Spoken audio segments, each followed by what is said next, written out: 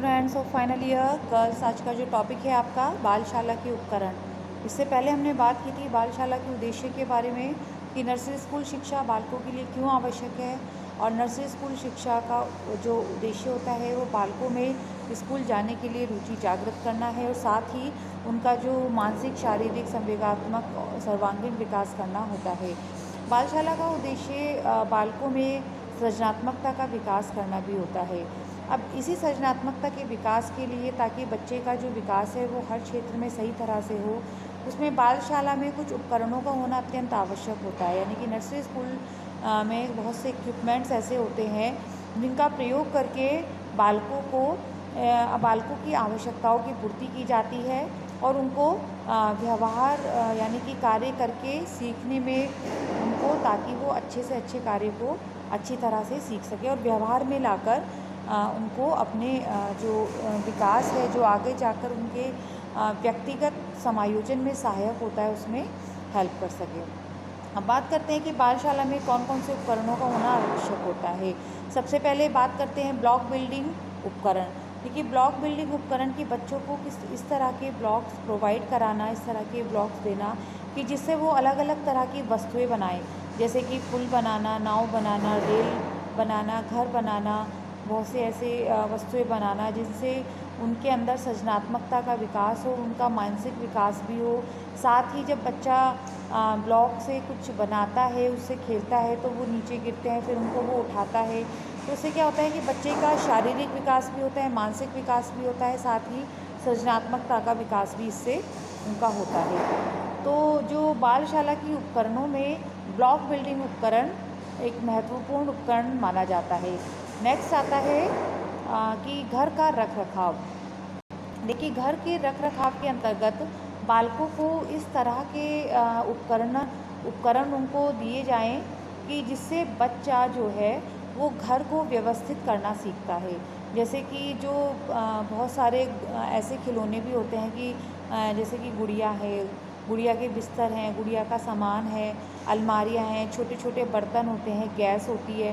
तो इससे क्या होता है, जब बच्चा इनसे खेलता है तो वो इसी तरह से करता है कि जैसे कि घर को व्यवस्थित कैसे करें, किस तरह से खाना खाना है, पकाना है, साफ़ सफाई का ध्यान रखना है। तो बच्चों को इस तरह से, अगर इस तरह के उपकरण उनको दिए जाएंगे तो बच्चा क्या होता है, घर का रखरखाव करना सीखता है। साथ ही बच्चों को बहुत से अनुभव प्राप्त होते हैं जो वो उसके आगे के जीवन में, आगे की अवस्थाओं में उसके लिए सहायक सिद्ध होते हैं, और बच्चे को एक जो वास्तविक दुनिया है उससे तादात्म्य स्थापित करने के भी अवसर वो प्रदान करता है।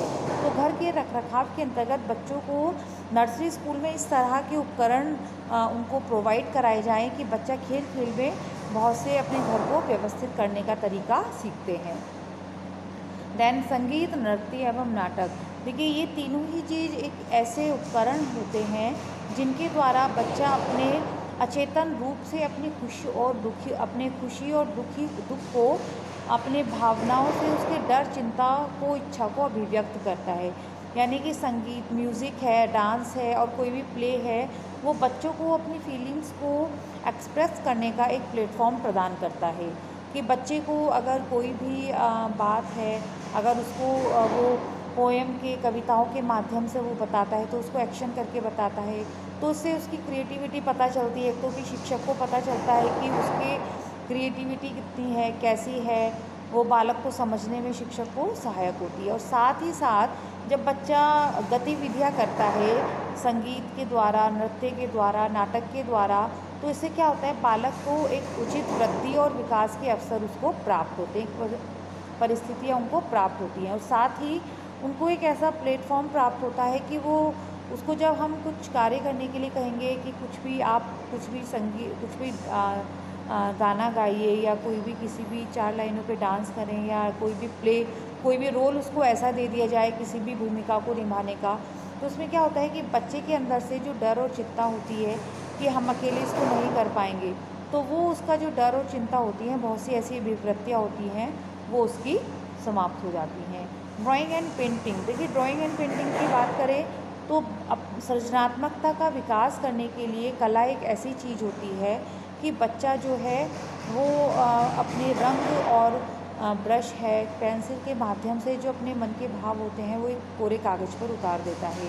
तो सृजनात्मकता का विकास करने के लिए बालक को ड्राइंग एंड पेंटिंग से संबंधित जो उपकरण होते हैं वो बच्चों को प्रोवाइड कराए जाने चाहिए नर्सरी स्कूल में, जैसे कि कागज़ हैं, पेंसिल है, ब्रश हैं, रंग हैं, कैंची है, बहुत सारे क्राफ्ट वर्क जो बच्चा करता है। तो इससे क्या होता है, बालक के सृजनात्मकता का विकास होता है, क्रिएटिविटी का विकास होता है, और साथ ही जो उसके मन के भाव होते हैं वो अपने उसको एक कागज़ पर उसको बना देता है, प्रकट करता है। तो पता चलता है कि उसके जो इमोशंस हैं वो किस तरह के हैं, और काफ़ी हद तक उसके संवेग जो हैं उनका संवेगात्मक विकास भी बालकों का होता है। तो नर्सरी स्कूल शिक्षा में ड्राइंग पेंटिंग से संबंधित जो भी उपकरण हैं वो बच्चों को प्रदान किए जाने चाहिए। खेल का स्थान, देखिए नर्सरी स्कूल में बच्चों को खेलने कूदने के लिए भी उचित स्थान पर्याप्त होना चाहिए, कि बहुत से जैसे खुला मैदान होना चाहिए, वहाँ का जो फर्श है वो समतल होना चाहिए, चिकना होना चाहिए, ताकि बच्चों को कोई भी खेलने में परेशानी ना हो। साथ ही जो मैदान है उनके कोने हैं वहाँ पे मिट्टी की भी व्यवस्था होनी चाहिए। बच्चे साथ साथ जैसे कि बहुत सारे मैदान में जो झूले लगे रहते हैं और हॉर्स राइडिंग्स जो होते हैं वो होते हैं, साथ ही ऊंची नीची सीढ़ियाँ चढ़ने उतरने के लिए होती हैं। तो इस तरह के जो खेल के बच्चों को एक खुला मैदान, खुला स्थान बच्चों को खेल के लिए प्रोवाइड कराना चाहिए। इससे क्या होगा, बालकों का शारीरिक विकास बहुत अच्छी तरह से होता है। जब बालकों को पर्याप्त खेल का स्थान मिलेगा, खुला मैदान मिलेगा, उनको ऊपर चढ़ने उतरने के लिए सीढ़ी होगी, अलग अलग तरह के झूले होंगे, तो इससे क्या होगा, बच्चे का शारीरिक विकास बहुत तेज़ी से होता है। साथ ही शारीरिक विकास के साथ साथ ही उसका जो मानसिक विकास है, सामाजिक विकास है, बच्चा जब ग्रुप में खेलेगा सबके साथ तो उससे क्या होगा कि उसका जो सामाजिक दायरा है वो भी उसका विकसित होगा। खेलने की जगह को फूलों को जो तस्वीरें, वॉल पेंटिंग्स आदि से सजाना चाहिए। साथ ही बच्चों को दौड़ने, धक्का देने, खींचने, कूदने, उठाने, फेंकने, चढ़ने आदि की भी आवश्यकता होती है। तो उसके लिए भी बालकों को एक पर्याप्त खुला स्थान प्राप्त करवाना चाहिए, ताकि बच्चे का जो विकास है वो बच्चा वहाँ खेल कूद कर अपना सर्वांगीण विकास उसका वहाँ हो सके। शैक्षिक उपकरण, देखिए बहुत से शैक्षिक उपकरण भी बच्चों के नर्सरी स्कूल में होने आवश्यक होते हैं, जैसे कि चार्ट है, पोस्टर्स हैं, बहुत सारे पपेट्स हैं, नक्शे हैं, बुक्स हैं, राइमिंग बुक्स हैं, अल्फ़ाबेट्स हैं। तो ये बच्चों को वहाँ पर प्रोवाइड कराने चाहिए, ताकि इन शैक्षिक उपकरणों के माध्यम से बच्चा पढ़ सके, खेल सके, उनके माध्यम से बच्चा खेल खेल में सीख सके कि जो है ग्लोब्स के थ्रू कि ग्लोब्स में जो बच्चों को बताया जाएगा कि पृथ्वी कैसी है, कौन कौन से किस जगह है।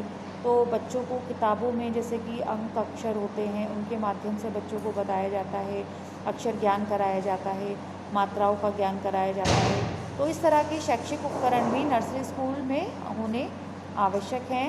देन फर्नीचर, देखिए बच्चों की सुविधा के लिए ये सारे उपकरण तो होने ही चाहिए, साथ में फर्नीचर, जैसे कि बच्चे की डेस्क हैं, कुर्सियाँ हैं, दरी है, अलमीरा है जिसमें वो अपना सामान रख सकते हैं।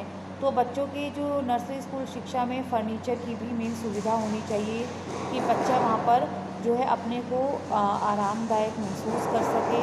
बालकों को विभिन्न प्रकार के उपकरण तथा सृजनात्मक सामग्री प्रदान करने के अतिरिक्त बच्चों को आवश्यक फर्नीचर भी वहाँ पर प्रोवाइड कराने चाहिए। तो जो नर्सरी स्कूल शिक्षा के उपकरणों की अगर हम बात करें, कि जैसे कि ड्राइंग एंड पेंटिंग है, फर्नीचर्स हैं, घर के रखरखाव को घर को व्यवस्थित करने के लिए बहुत से गुड़िया के खेल खिलौने हैं, और अलग अलग तरह के जो ब्लॉक बिल्डिंग उपकरण हैं, वो बच्चों को अगर वहाँ पर अच्छी तरह से प्रोवाइड कराए जाएंगे तो बच्चा उनके साथ खेल कर, उनको व्यवहार में लाकर, उनको यूज़ कर जो है वो बहुत कुछ सीखता है। क्योंकि जो नर्सरी स्कूल शिक्षा है उसका उद्देश्य ही है क्या, बच्चों को खेल खेल के माध्यम से सिखाना, उनको व्यवहार में उनके बहुत कुछ लाकर उनको सिखाना, उनको हर कार्य को करके प्रयोगात्मक रूप से उनको सिखाना। तो नर्सरी स्कूल शिक्षा के अंदर इन सारे उपकरणों का होना आवश्यक है, ताकि बच्चा इन उपकरणों का यूज़ करके अपना जो है सर्वांगीण विकास कर सके। ओके गर्ल्स, मिलती हूँ नेक्स्ट टॉपिक के साथ। Take care, thank you.